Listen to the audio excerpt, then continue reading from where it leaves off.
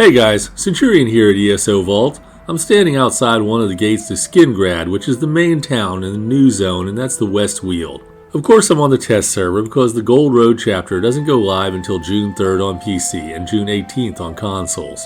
This is a build video, but before I get into that, I just want to say that there really aren't any spoilers in here until the very end, and I didn't do much in the new zone because I don't want to spoil it for me before it goes live.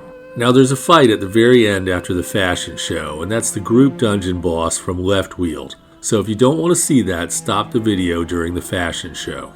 Without spoiling anything, I have to say that's got to be the toughest zone group dungeon boss in the game. I went in there and I'm just blowing through like you'd expect a very high level character to do, and then I get to that boss.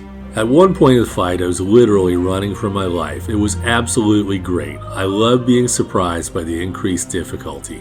I should have guessed this maybe because the Overland group bosses are very difficult based on the one that I tried. I'm honestly not sure that I can solo that one without breaking out my Warden that I used for the Endless Archive. Maybe not even then. It was tough. Okay, I'm getting off track here. Just remember that if you don't want a minor spoiler, stop the video during the fashion show. Speaking of fashion, I'm wearing the new Shardborn style, and I'll break that down piece by piece at the end.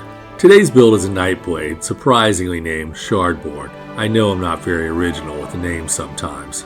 My recent Nightblade build doesn't need any changes based on what I've seen on the PTS, but I want to take a look at the scribing system and see if any of the new skills could be incorporated into the build.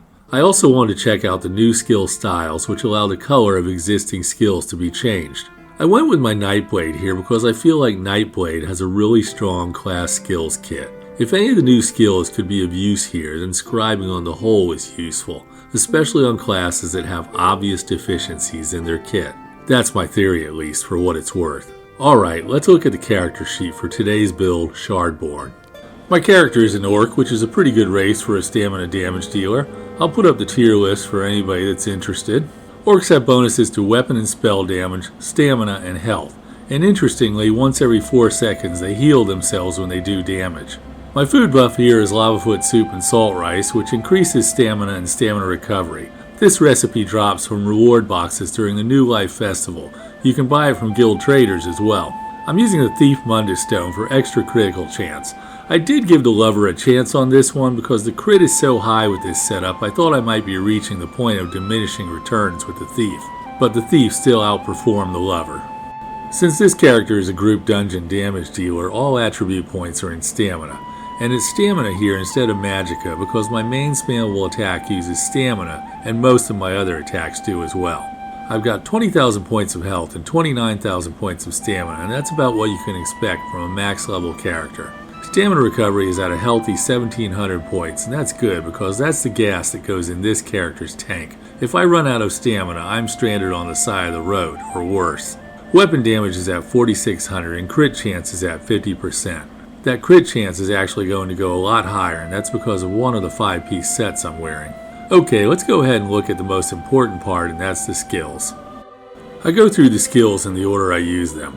Now this is a 2-bar Nightblade, and that implies a certain amount of sweatiness to the rotation. And that's because what would otherwise be a static or unchanging rotation actually does change to a small degree. My first skill is the Dark Shade.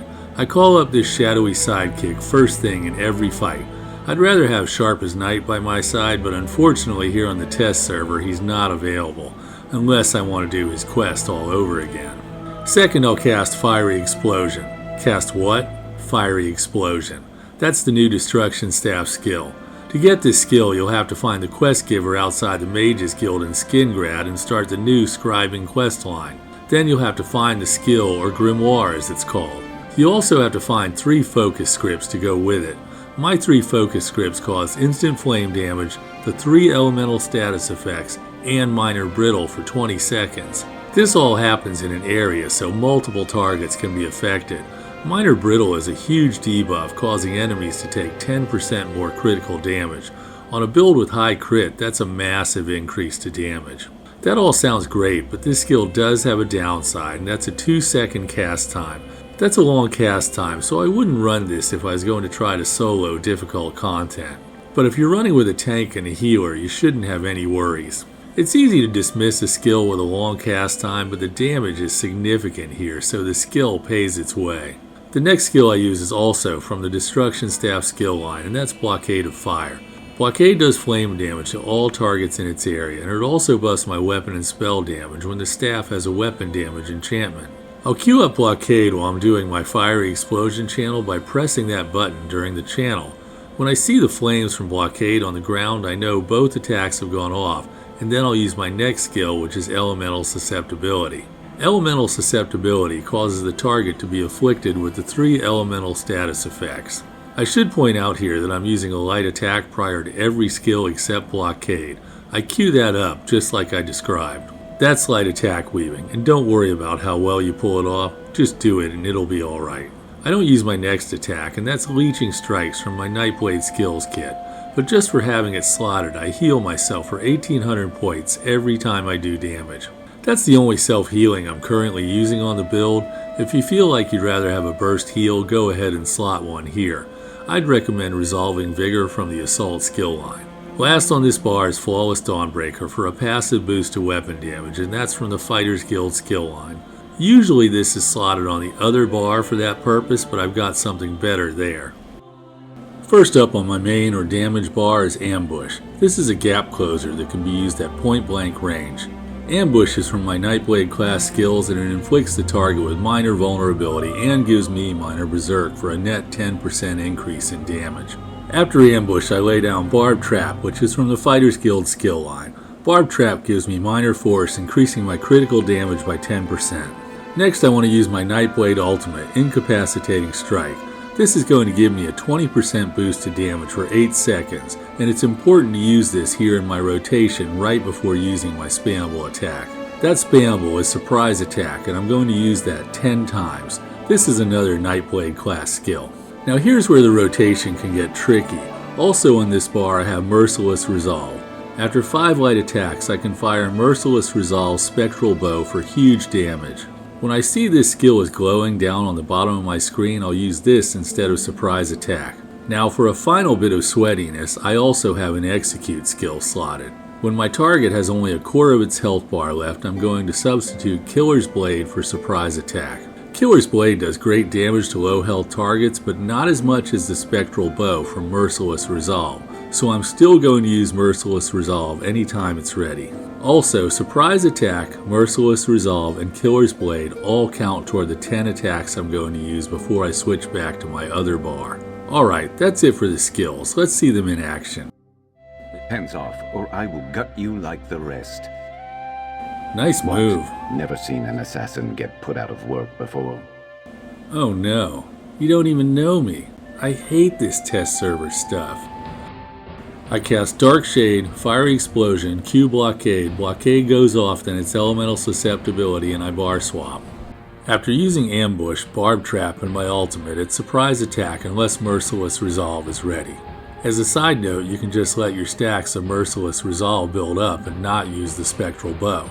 This will give you a chunk of extra weapon damage and deliver almost the same results.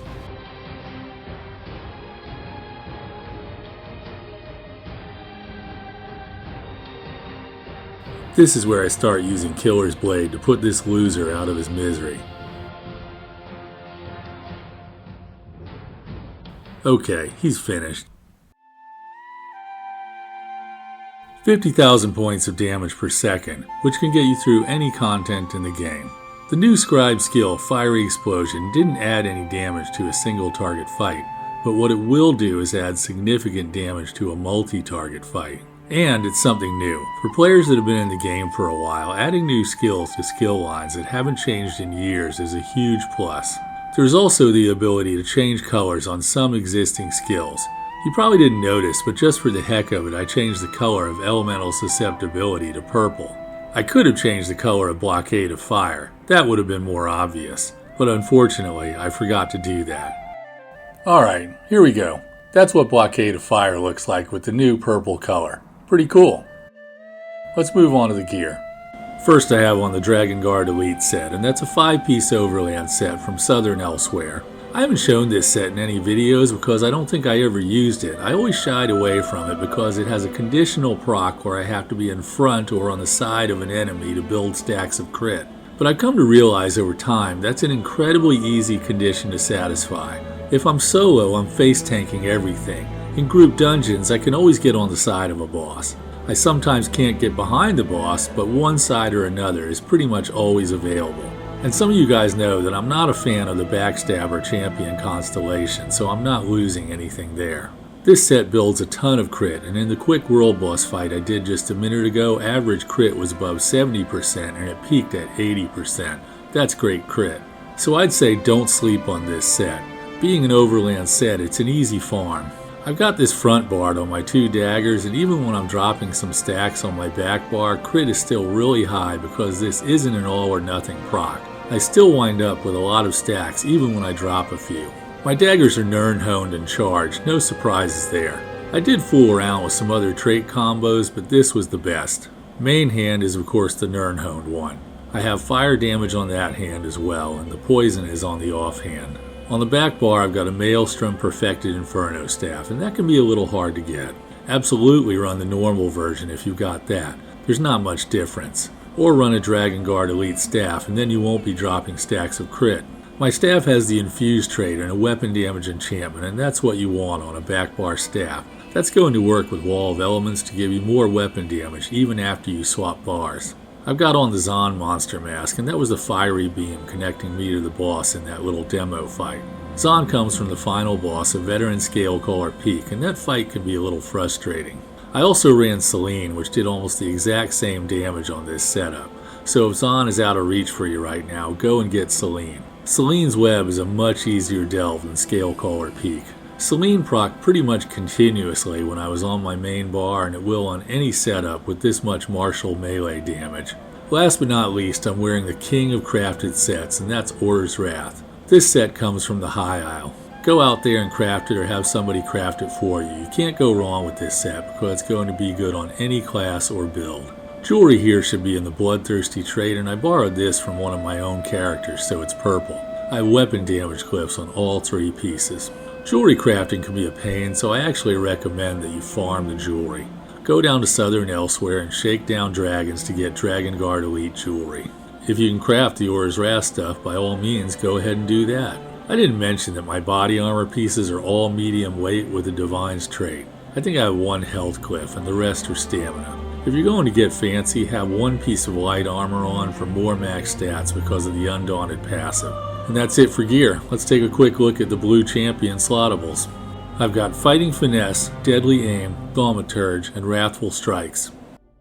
I'm really missing Sharp as Night. I can't wait to get back to the live server. Oh, hey guys, sorry, I forgot you were still here. Well, that's it for today's video. Thanks for watching. I'm really looking forward to Scribing going live in June. I think there are a lot of possibilities here for getting more variety into builds and increasing the combination of things that are going to be effective. And you guys that have been with the channel know that I like that middle game build variety, but it's got to be effective. I don't just throw any old thing at you. Well, again, thanks for watching. If you liked the video, be sure to crush the like button, and if you want to see more content like this, please subscribe to the channel. Have a great day and enjoy your adventures in Tamriel.